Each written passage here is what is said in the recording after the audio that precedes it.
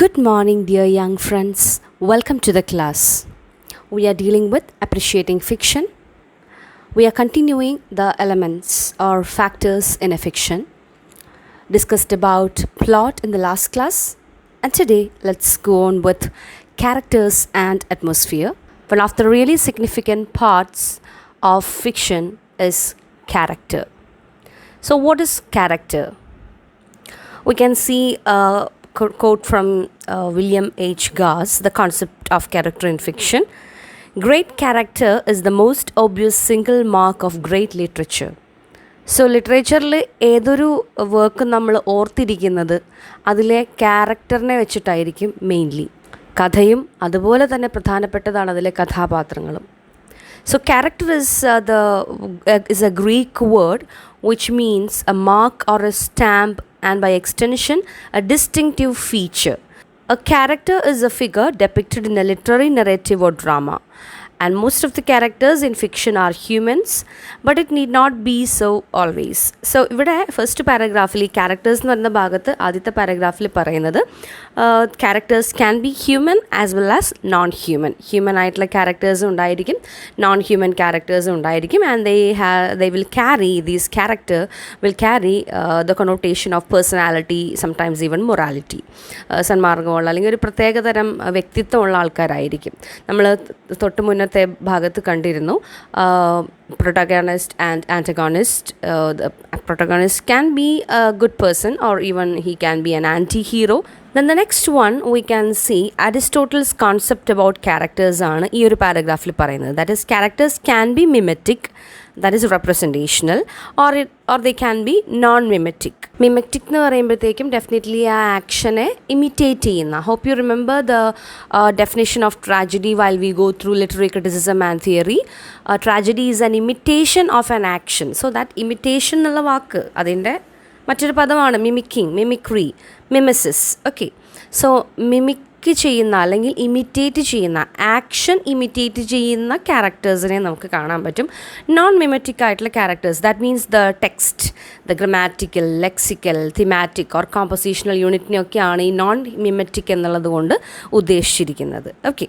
And in the next paragraph, we can see what we had already seen in Aristotle's Poetics. That is, this character എന്ന് പറയുന്നത്, it is secondary. Plot is given prime importance according to Aristotle. അതുപോലെ തന്നെ അരിസ്റ്റോട്ടലിൻ്റെ ഒരു tragic ഹീറോയെ കുറിച്ചുള്ള characteristics നിങ്ങൾ കണ്ടിട്ടുള്ളത് ഓർക്കുന്നുണ്ടാകുമെന്ന് വിശ്വസിക്കുന്നു.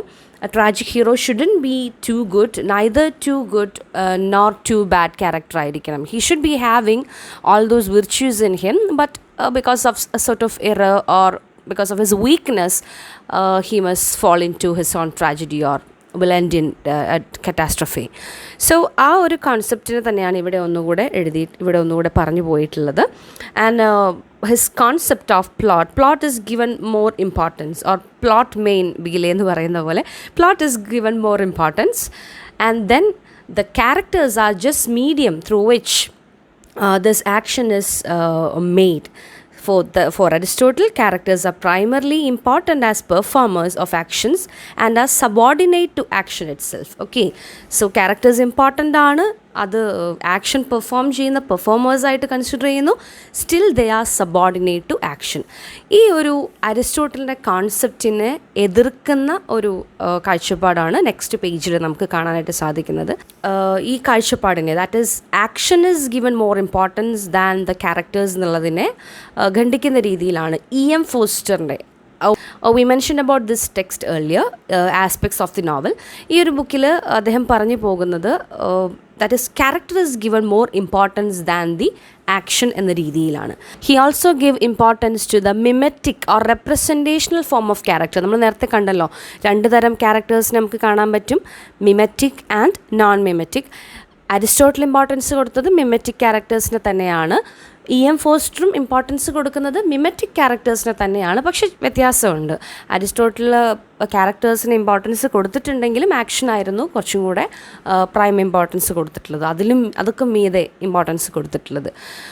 E.M. ഫോസ്റ്ററിൻ്റെ കാഴ്ചപ്പാട് പ്രകാരം മിമറ്റിക് ആണ്, അതുകൊണ്ടാണ് അദ്ദേഹം ആ ചാപ്റ്ററിന് പീപ്പിൾ എന്ന പേര് കൊടുത്തിട്ടുള്ളത്. And he had created one special form of species in his concept, that is Homo fictus. Homo fictus എന്ന് പറയുന്നത് ഫിക്ഷനിൽ കാണുന്ന പീപ്പിളിനെയാണ്. ഫിക്ഷനിൽ കാണുന്ന പീപ്പിൾ എന്ന് പറയുമ്പോഴത്തേക്കും what is the speciality they have with or when compared to homo sapiens? നമ്മൾ റീഡേഴ്സ്, വായിക്കുന്ന ആൾക്കാർ തമ്മിലുള്ള വ്യത്യാസം എന്താണ്? Homofictus is the species name that he provides to the fictional entities, that means fictional characters. കഥയിലുള്ള കഥാപാത്രങ്ങൾക്ക് അദ്ദേഹം കൊടുത്ത പേരാണ് ഹോമോഫിക്ടസ്. ഒരു പ്രത്യേക സ്പീഷീസിന് അദ്ദേഹം ക്രിയേറ്റ് ചെയ്യാണ്. And he even list the distinguishing features of Homo fictus. എന്താ അദ്ദേഹം പറയുന്നത്? Homo sapiens, അതായത് നമ്മൾ, even though the readers could know more about the fictional characters than about their own fellow creatures, the members of Homo fictus are usually more elusive. They need little food and sleep and are determined to be constantly engaged with human relationships. അപ്പോൾ നമ്മൾക്ക് നമ്മുടെ ലോകത്തുള്ള എല്ലാ മനുഷ്യരെയും, അല്ലെങ്കിൽ ലോകത്തുള്ള പലതരത്തിലുള്ള എല്ലാ മനുഷ്യരെയും അറിയാനായിട്ടോ അവരുടെ സ്വഭാവം എന്താണെന്ന് മനസ്സിലാക്കാനായിട്ടോ ഒന്നും സാധിക്കുന്നില്ല. We couldn't understand more about our own fellow creatures, our own fellow beings called as Homo sapiens, but we know more about these fictional characters. കഥകൾ വായിക്കുന്നതിലൂടെ എത്രയൊക്കെയോ തരം ഫിക്ഷണൽ ക്യാരക്ടേഴ്സിനെ നമ്മൾ അറിയുന്നു. ആൻഡ് അവർക്ക് എന്തൊക്കെ വേണ്ട? ഫുഡും വേണ്ട, സ്ലീപ്പും വേണ്ട, and they are constantly engaged with human relationships. And he introduces to kinds of characters, that is flat character and round character. ഏറ്റവും ചുരുക്കി പറയുകയാണെങ്കിൽ ഫ്ലാറ്റ് ക്യാരക്ടർ എന്ന് പറയുന്നത് സ്റ്റാറ്റിക് ക്യാരക്ടർ ആയിരിക്കും. ഒരു കഥ തുടങ്ങുമ്പോൾ തൊട്ട് അവസാനിക്കുന്നവരെ he wouldn't be having any kind of action or he wouldn't be having any sort of development. Such characters are mainly incorporated in these fictional works to create a sort of comic effect. അപ്പോൾ പ്രത്യേകതരം progression of character അല്ലെങ്കിൽ character building ഒന്നും നടക്കാതെ ചുമ്മാ ഇരിക്കുന്ന ക്യാരക്ടേഴ്സിനെ പ്രത്യേകം ഒരു type characters എന്ന് പറയില്ലേ, അവർ ആ ഒരു പെർട്ടിക്കുലർ ആയിട്ടുള്ള കാര്യം ചെയ്യാൻ വേണ്ടി മാത്രം വരുന്ന ആൾക്കാരായിരിക്കും. കോമിക് ആയിട്ടുള്ള കഥാപാത്രങ്ങളായിരിക്കും മിക്കവാറും. So flat character or A static character is devoid of depth and life and can be often be reduced to a type or even caricature capable of producing comic effect. Flat characters do not develop during the course of the action, and they are characterized by a very limited range of speech and action patterns. Complex ആയിട്ടുള്ള multi dimensional ഫിഗറിനെയാണ് നമ്മൾ round characters എന്ന് പറയുന്നത്. And they will be having all those kinds of conflicting and they will be having particular traits, and it will develop during the course of the action. Consider Mahesh in the movie Maheshinte Pradikaram. We can see this person has got a particular trait, how he behaves. He has got a particular style in that film, and he has got so many internal conflicts happening in the film. There is a sort of character development happening in this movie. Sort of artistic development is also happening in this film. അല്ലേ, അദ്ദേഹത്തിൻ്റെ ആ ഒരു കലയോടുള്ള ചിന്നപ്പ്, ice open എന്ന് പറയുന്ന സ്റ്റൈലിൽ നിന്ന് മാറി because of that female character, heroine of that film, he tries to create a very beautiful, unique, artistic style of photography rather than his artificial photography. And we can see the Mrs. Micawber in Charles Dickens' David Copperfield. It is a flat character, and William Makepeace Thackerayയുടെ Vanity ഫെയറിലെ character, it is definitely a round one. So രണ്ട് തരത്തിലുള്ള ക്യാരക്ടേഴ്സിനെ കുറിച്ചാണ് ഇവിടെ പറഞ്ഞു പോയിട്ടുള്ളത്, flat character and round character. Flat means static character and round means dynamic character. ഫ്ലാറ്റ് ക്യാരക്ടേഴ്സിന് ഡെവലപ്മെൻറ്റ്സ് ഒന്നും ഉണ്ടാവില്ല, ടൈപ്പ് ക്യാരക്ടേഴ്സ് ആയിരിക്കും. റൗണ്ട് ക്യാരക്ടേഴ്സ് എന്ന് പറയുമ്പോഴത്തേക്കും ഡെവലപ്മെൻറ്റ്, ആ കഥയ്ക്ക് അനുസരിച്ച് ഡെവലപ്മെൻറ്റ് ഉണ്ടായിരിക്കും, പ്രത്യേക ട്രൈറ്റ്സ് ഉണ്ടായിരിക്കും. ഓഫൻ ആ ഒരു കഥയെ കൊണ്ടുപോകുന്നത് അത്തരത്തിലുള്ള ക്യാരക്ടേഴ്സ് ആയിരിക്കും. In the next paragraph V can C Jonathan Culler's concept about these characters. അദ്ദേഹത്തിൻ്റെ സ്ട്രക്ചറലിസ്റ്റ് പോയറ്റിക്സിൽ സ്ട്രക്ചറലിസം പോയിൻ്റ് ഓഫ് വ്യൂവിൽ നിന്നുകൊണ്ടാണ് ക്യാരക്ടർ എന്താണെന്ന് പറയുന്നത്. സോ സ്ട്രക്ചറലിസം പോയിൻ്റ് ഓഫ് വ്യൂവിൽ ദാറ്റ് പെർട്ടിക്കുലർ കൺസെപ്റ്റ് പ്രകാരം ക്യാരക്ടർ എന്ന് പറയുന്നതിനെ ഈ പറയുന്ന പോലെ ഒരു ഐഡിയലൈസ് ചെയ്യേണ്ട കാര്യമില്ല എന്നാണ് അദ്ദേഹം പറയുന്നത്. അതായത് ആക്ഷനെ കൊണ്ടുപോകുന്ന കംപ്ലീറ്റ് ആയിട്ട് physically as well as psychologically capable ആയിട്ടുള്ള ഒരാളായിരിക്കണം ക്യാരക്ടർ എന്നുള്ള ഒരു റിച്ച്ലി ആയിട്ട് ഡെവലപ്പ് ചെയ്ത് കൊണ്ടുവന്നിട്ടുള്ള ഒരു this is the hero or this is the character, അങ്ങനൊരു അങ്ങനെ മോഡിഫൈ ചെയ്ത് അത്രമാത്രം പെർഫെക്റ്റ് ആക്കിയിട്ടുള്ള ഒരു ഐഡിയൽ ക്യാരക്ടറൈസേഷന് കൊടുക്കേണ്ട ആവശ്യമില്ല. According to him or as per the structuralist point of view he says that characters are just participants not beings. They are participating in one sort of action. അത്ര importance മാത്രമേ അവർക്ക് കൊടുത്താൽ മതി എന്നാണ് അദ്ദേഹം പറയുന്നത്. And in addition to this structuralist point of view, we can see that Vladimir Prop, in his morphology of the folktale, he had identified 7 sort of characters or 7 roles put on by characters in folktales. Folk tales വെച്ചിട്ടാണ് അദ്ദേഹം കഥാപാത്രങ്ങൾ ചെയ്യുന്ന 7 പ്രധാനപ്പെട്ട റോളുകൾ എന്തൊക്കെയാണ്. അപ്പോൾ ഇവരെ characterisation, ഇവരെ പ്രത്യേക ഒരു ക്യാരക്ടറാണ്, ആക്ഷൻ കാണിക്കുന്ന ആൾക്കാരാണ് എന്നുള്ളൊരു വലിയൊരു റിച്ച് പോർട്രയലിൻ്റെ ആവശ്യമില്ല. അവരുടെ റോള് ചെയ്യുന്ന, ഷേക്സ്പിയറിൻ്റെ കവിത പറഞ്ഞ പോലെ എല്ലാവർക്കും ഓരോ റോളുകളുണ്ട്, ആ റോളുകൾ അവർ വന്ന് ചെയ്യുന്നു, പോകുന്നു. ആ ഇമ്പോർട്ടൻസ് കൊടുത്താൽ മതി എന്ന് പറയുന്ന പോലെയാണ് ഇവിടെ 7 റോളുകളെക്കുറിച്ച് പറയുന്നത്. The villain, the donor, the helper, the sought for person and her father, the dispatcher, the hero and the false hero. ഇതിനെ ഒരു യൂണിവേഴ്സൽ മോഡലായിട്ട് പ്രോപ്പ് തന്നെ ക്ലെയിം ചെയ്യുന്നില്ല എങ്കിൽ പോലും പ്രോപ്പിൻ്റെയും മോഡലുകൾ എടുത്തുകൊണ്ട് ഈ 7 type of roles made by different characters in based on folk tales അതിനെടുത്തുകൊണ്ട് A.J. ഗ്രേമാസ് അദ്ദേഹം മറ്റൊരു തരത്തിൽ 6 യൂണിവേഴ്സൽ റോൾസ് ഓഫ് ആക്ടൻസിനെ ക്രിയേറ്റ് ചെയ്യുന്നുണ്ട്. That is subject, object, centre, receiver, helper and opponent. So we began this paragraph by stating the point of view of Jonathan Culler. Jonathan Cullerൻ്റെ point of view പറഞ്ഞുകൊണ്ടാണ് നമ്മൾ ഈ paragraph തുടങ്ങിയത്. ഇതിൻ്റെ എൻഡിങ്ങിലും അത് അദ്ദേഹത്തിൻ്റെ തന്നെ കാഴ്ചപ്പാടാണ് കൊടുത്തിട്ടുള്ളത്. അദ്ദേഹം ഇവിടെ ഈ പറയുന്ന 2 മോഡൽസിനെയും കംപ്ലീറ്റ് ആയിട്ട് ആക്സെപ്റ്റ് ചെയ്യുന്നില്ല. He says that these models R even incomplete. Because he says that it is better to observe what a character does than fitting the characters into one of the finite number of prefigured slots. അതായത് നമ്മളിങ്ങനെ കുറേ slot ഇട്ട് വെച്ചിട്ട് നോക്കി ഇന്ന റോളുകൾ ചെയ്യുന്ന കഥാപാത്രങ്ങളായിരിക്കും ഇന്ന ഫിക്ഷനുള്ളത് എന്ന് പറയുന്നതിനെക്കാട്ടിലും എന്താണ് ആ കഥയിൽ ആ കഥാപാത്രം ചെയ്യുന്നത് എന്ന് വെച്ചിട്ട് പറയുന്നതായിരിക്കും നല്ലത് എന്നുള്ള ഒപ്പീനിയനാണ് അദ്ദേഹം പറയുന്നത്. Here we can see Jakob Lothe എന്ന് പറയുന്ന അദ്ദേഹത്തിൻ്റെ കാഴ്ചപ്പാടിൽ എങ്ങനെയാണ് ക്യാരക്ടേഴ്സ് എന്നുള്ളത് നോക്കാം. He says that there is no need to compare the fictional characters with the real people because there is a difference between fictional people and real people. In fiction we can find characters demands, or in literature these characters demand to dramatize, concentrate and intensify the plot presentation. അപ്പോൾ നമ്മൾ real life ക്യാരക്ടേഴ്സിനെ ആയിട്ട് ഇതിനെ compare ചെയ്യേണ്ട ആവശ്യമില്ല. It is different from the real people.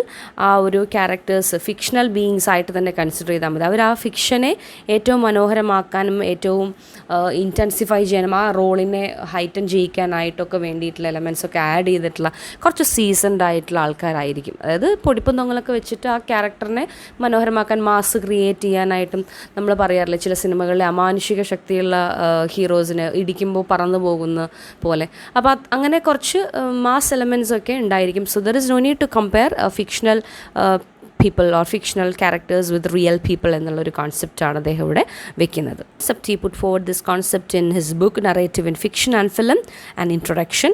According to Loth, the drawing of fictional characters is based more on the conventions of fiction writing than on real people. So fiction writingന് ആവശ്യമായ രീതിയിലുള്ള characters ആയിരിക്കും ഉണ്ടായിരിക്കുന്നത്. We can see next concept put forward by Seymour Chatman.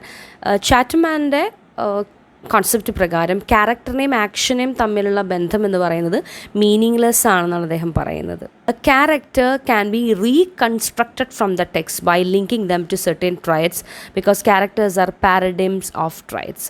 ഒരു ക്യാരക്ടറിനെ തന്നെ പല തരത്തിൽ നമുക്ക് വിലയിരുത്താനായിട്ട് സാധിക്കും, റീകൺസ്ട്രക്ട് ചെയ്തെടുക്കാനായിട്ട് സാധിക്കുമെന്നാണ് അദ്ദേഹത്തിൻ്റെ കാഴ്ചപ്പാട്. ക്യാരക്ടേഴ്സ് ക്യാൻ ബി റീകൺസ്ട്രക്റ്റഡ് എന്നുള്ള കോൺസെപ്റ്റാണ് അദ്ദേഹം പറഞ്ഞു പോകുന്നത്. Chatman doesn't like to see characters merely as parts of the textual design. According to him, characters can be reconstructed from the text by linking them to certain traits because characters are paradigms of traits. triad in the sense of relatively stable or abiding personal quality, recognizing that it may either unfold, that it emerge earlier or later in the course of the story, or that may disappear and be replaced by another. അപ്പോൾ ഒരു fixed ആയിട്ടുള്ള ഒരു ക്യാരക്ടറിനെ നമുക്ക് കാണാൻ പറ്റില്ല. അതിലെ action അനുസരിച്ചിട്ട്, ഒരു കഥയിലെ ഡിഫറെൻറ്റ് സോർട്സ് ഓഫ് ആക്ഷൻ അനുസരിച്ചിട്ട് ഒരു ക്യാരക്ടറിൻ്റെ ട്രയറ്റ്, അയാളുടെ സ്വഭാവം അത് വെളിവായിട്ട് വരാം. അത് പലതരത്തിൽ മാറ്റം സംഭവിക്കാം, റീപ്ലേസ്ഡ് ആവാം, ചിലപ്പോൾ ഇല്ലാതെയായി പോവാം. അങ്ങനെ ഒരു റിലേറ്റീവ്ലി സ്റ്റേബിൾ എന്ന് പറയാൻ പറ്റത്തുള്ളൂ. ഒരു ഫിക്സഡ് ആയിട്ട് ഒരു ക്യാരക്ടർ ഉണ്ടായിരിക്കും, ഇങ്ങനത്തെ ഒരു സ്വഭാവം ആണ് അദ്ദേഹത്തിനുള്ളത് എന്ന് നമുക്ക് ഫിക്സ് ചെയ്യാനായിട്ട് സാധിക്കില്ല എന്നാണ് അദ്ദേഹം പറയുന്നത്. Moving on to Shlomit Riman Kenan's concept, he says that in his narrative fiction, contemporary poetics, she likes to see characters as both persons and inextricable parts of an intricate textual design. Aristotle's concept pragaram, action is given more importance than the characters. That means the plot that is given more, because characters are just persons or performers who imitate this action, and action is given more importance. Okay. അതേസമയം E M ഫോസ്റ്ററിൻ്റെ ഇതിലേക്ക് വരുമ്പോഴത്തേക്കും he give importance to people than the action.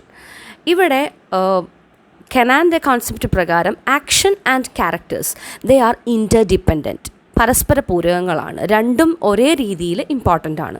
She says that action and character are interdependent and it is impossible to confer a fixed superiority upon either of them, as the significance in fiction is relatively to the types of narrative. So ആ നറേറ്റീവിൻ്റെ style എങ്ങനെയാണോ, ആ കഥയുടെ ഗതി എങ്ങനെയാണോ, അതിനനുസരിച്ചിട്ടായിരിക്കും അതിലെ ക്യാരക്ടറിനാണോ ആക്ഷനാണോ കൂടുതൽ importance വരുന്നതെന്ന് നമുക്ക് വിലയിരുത്താനായിട്ട് സാധിക്കുള്ളൂ. അതുകൊണ്ട് തന്നെ ക്യാരക്ടേഴ്സാണ് ആക്ഷനേക്കാട്ടിലും വലുതെന്നോ ആക്ഷനാണ് ക്യാരക്ടറിനേക്കാൾ ഇമ്പോർട്ടൻ്റ് എന്നോ ഇവർ പറയുന്നില്ല. She says that both are interdependent. Okay, അതിന് എക്സാമ്പിൾസ് അദ്ദേഹം പറയുന്നുണ്ട്. She says that in psychological narratives character predominates, whereas in psychological narratives action takes the superior stand. അപ്പോൾ സൈക്കോളജിക്കലായിട്ടുള്ള നറേറ്റീവ്, സൈക്കോളജിക്കൽ എലമെൻറ്റ്സ് വന്നു പോകുന്ന കഥകളിൽ ക്യാരക്ടേഴ്സ് ആയിരിക്കും ചിലപ്പോൾ കൂടി നിൽക്കുന്നത്. അവരുടെ ആക്ഷനേക്കാൾ അധികം അവരുടെ മാനസികമായിട്ടുള്ള വ്യാപാരങ്ങൾക്കായിരിക്കും ഇമ്പോർട്ടൻസ് കൊടുക്കുന്നത്. കഥയിൽ ക്യാരക്ടേഴ്സിൻ്റെ സൈക്കോളജിക്കലായിട്ടുള്ള ആസ്പെക്റ്റ് ഒന്നും ഇല്ലെങ്കിൽ definitely that story will be action oriented, or we can say that action is placed a superior stand than the characters. Okay, she adds that the domination of action or character in narrative is also relative to the various and varying interest of the readers. അങ്ങനെയും ആവാം. വായിക്കുന്ന readers, വായനക്കാരനെ സംബന്ധിച്ചിടത്തോളവും ഇതിന് മാറ്റം സംഭവിക്കാം. ഇപ്പോൾ ചില കഥകളിൽ ക്യാരക്ടേഴ്സിൻ്റെ സൈക്കോളജിക്കലായിട്ടുള്ള അവരുടെ ഇന്നർ കോൺഫ്ലിക്ട്സ്, അവരുടെ ഫ്രസ്ട്രേഷൻസ്, സ്ട്രെയിൻ, സ്ട്രെസ്, ഹാപ്പിനെസ്, ഈ പറയുന്ന ഇമോഷണൽ ഫ്ലക്ച്വേഷൻസ്, ഇതിലൂടെയൊക്കെ കഥ പോകുന്നുണ്ടെങ്കിലും അതിലെ ആക്ഷൻ ആയിരിക്കും ചിലപ്പോൾ റീഡർക്ക് വായിച്ചപ്പോൾ ഇൻട്രസ്റ്റിംഗ് ആയി തോന്നിയിട്ടുണ്ടായിരിക്കുക.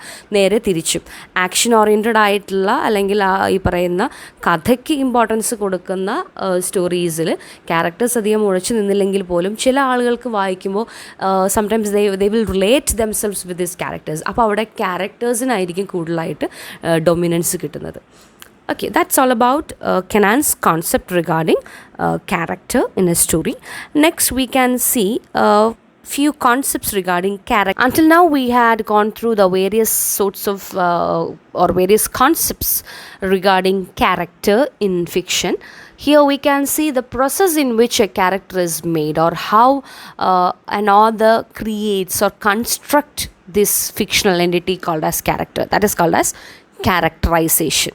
കഥാപാത്ര രൂപീകരണം എങ്ങനെയാണ് സംഭവിക്കുന്നത്, അതിൽ വരുന്ന പ്രത്യേകതകൾ എന്തൊക്കെ തരത്തിലുള്ള കഥാപാത്രങ്ങൾ ഉണ്ടാകാം, കഥാപാത്രങ്ങളെ ക്രിയേറ്റ് ചെയ്യാം എന്നുള്ള തരത്തിലാണ് ഈ ഒരു ഭാഗം പറഞ്ഞു പോകുന്നത്. At first we can say there is a comparison between narrational characterization and figural characterization. So what is characterization? Characterization means the techniques by which an author of a work of fiction, drama or narrative poetry represents the various traits of his or her characters. Characters get their vitality through characterization, that is through the character indicators in the text. Characters are introduced, shaped and developed through characterization. ഇവിടെ ആദ്യം തന്നെ നമുക്ക് രണ്ട് തരത്തിലുള്ള ക്യാരക്ടറൈസേഷനെ കുറിച്ചാണ് കൊടുത്തിട്ടുള്ളത്. One is narratorial characterization, the other one is figural characterization. So narratorial characterization എന്ന് പറയുമ്പോൾ നറേറ്റർ തന്നെ ഫിഗർ ഔട്ട് ചെയ്തിട്ട് നറേറ്റർ തന്നെ പറഞ്ഞു പോവാണ് characterizing the subject. So narrator is the characterizing subject there in narrational characterization, and in figural characterization a character is characterizing the subject. ആ character തന്നെ ആയിരിക്കും അദ്ദേഹത്തെ ഇൻട്രൊഡ്യൂസ് ചെയ്യുന്നുണ്ടായിരിക്കും, അദ്ദേഹത്തെക്കുറിച്ച് പറയുന്നുണ്ടായിരിക്കും, അദ്ദേഹത്തിൻ്റെ പേഴ്സണൽ ട്രയറ്റ്സിനെ കുറിച്ച് പറയുന്നുണ്ടായിരിക്കാം. And we can see next two categories, that is explicit and implicit, that is direct or indirect characterization, then self characterization or altero characterization. എന്താണ് ഈ രണ്ട് കോൺസെപ്റ്റ്? ആദ്യം നമുക്ക് എക്സ്പ്ലിസിറ്റ് ഓർ ഇംപ്ലിസിറ്റ് ക്യാരക്ടറൈസേഷനിലേക്ക് വരാം. എക്സ്പ്ലിസിറ്റ് എന്ന് പറയുമ്പോഴത്തേക്കും even from the name will get the personal character of that person. Direct ആയിട്ട് തന്നെ ആ ക്യാരക്ടറിൻ്റെ ട്രയറ്റ്സിനെ കാണിക്കുന്ന തരത്തിലുള്ള കോൺസെപ്റ്റ് കൊണ്ടുവന്നു കഴിഞ്ഞാൽ we can call it as an explicit or direct characterisation. So it is a kind of direct definition of the character by means of an adjective, an abstract noun or a commentary. Such definition produces maximum impact when the narrator provides definition appears to be authoritative or omniscient. പ്രത്യേകിച്ച് പല പേരുകൾ ഈ പറഞ്ഞ പോലെ തന്നെ signify ചെയ്യുന്നുണ്ടായിരിക്കും. Moby ഡിക്ക് എന്ന് പറയുന്ന നോവലിലാണെങ്കിൽ അഹാബ് എന്നുള്ള പേരും ഇഷ്മായിൽ എന്നുള്ള പേരുകളും ഒക്കെ സിഗ്നിഫൈ ചെയ്യുന്നുണ്ട് അവരുടെ പേഴ്സണൽ ക്യാരക്ടേഴ്സിനെയൊക്കെ.